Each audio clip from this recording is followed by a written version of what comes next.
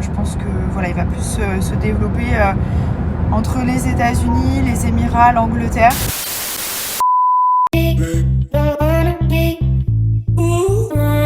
Salut à toutes et à tous, j'espère que vous allez tous très bien et que vous êtes en train de passer une excellente journée.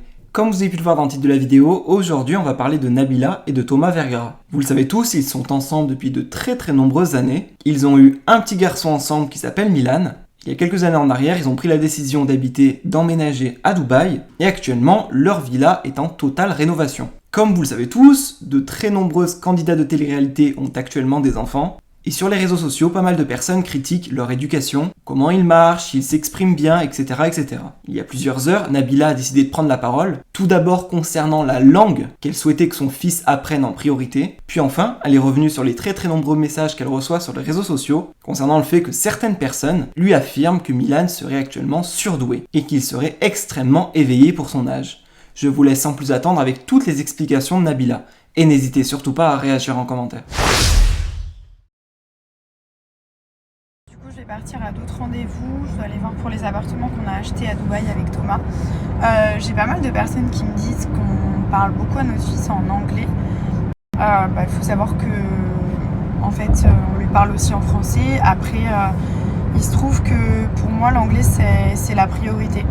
Voilà, c'est mon fils donc je décide pour lui et pour moi la langue prioritaire c'est l'anglais. Parce que pour moi, l'anglais, c'est la langue la plus importante au monde.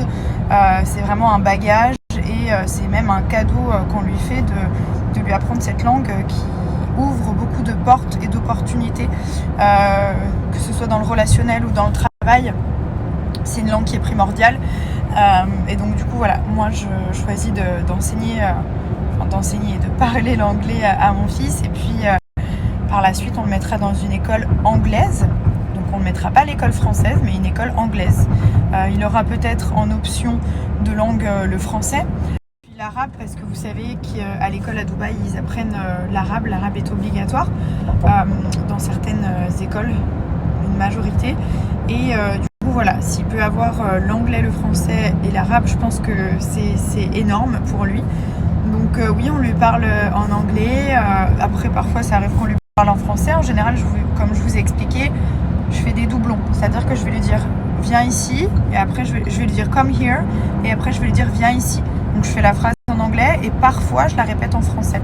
Voilà, j'ai plein d'amis qui ont fait ça aussi et puis donc ça sert à rien de me dire oui ton fils ne parle pas français, il parle plus l'anglais que le français et c'est très bien comme ça et c'est mon choix et c'est mon fils donc je décide. Voilà, de toute façon mon fils ça m'étonnerait qu'il vive en France dans le futur, enfin qui sait. S'il a envie d'y aller, il sera libre. Mais je pense que voilà, il va plus se développer entre les États-Unis, les Émirats, l'Angleterre que la France. Quand il voit sa famille, il parle en français, sa famille lui parle en français, ma maman lui parle en français. Enfin, elle parle anglais aussi, mais elle essaie de lui parler en français. Et puis voilà, après c'est notre choix. Pour moi, la langue numéro 1 prioritaire, c'est l'anglais. Moi, je sais que ça m'a tellement servi quand j'ai fait des partenariats ou même des collaborations avec des marques américaines. C'était un plus pour moi, ça a permis de faire du relationnel et de parler avec tout le monde, des influenceuses du monde entier, des gens du monde entier. Donc voilà, petite explication.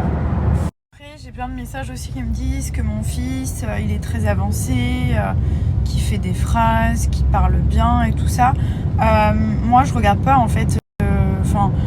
J'ai pas des objectifs à réaliser avec mon fils. Mon fils, il prend son temps, il fait comme il peut, comme il veut. Il a marché très vite, à 10 mois et demi. Il marchait pratiquement. Voilà, nous, on l'a jamais forcé à quoi que ce soit. On n'est pas là à lui mettre la pression. C'est un bébé, c'est un tout petit bébé, mon fils. Il veut parler, il parle, il prend son temps. Voilà, mais c'est vrai que on a de la chance puisque nous aussi, on a l'impression qu'il est très éveillé. Après, je pense qu'il y a plein d'autres enfants comme lui, hein, il n'a rien de spécial, si ce n'est que c'est mon fils. Donc pour moi, c'est le meilleur, c'est le numéro 1. Je le trouve trop beau, je l'aime, je suis fan de mon fils.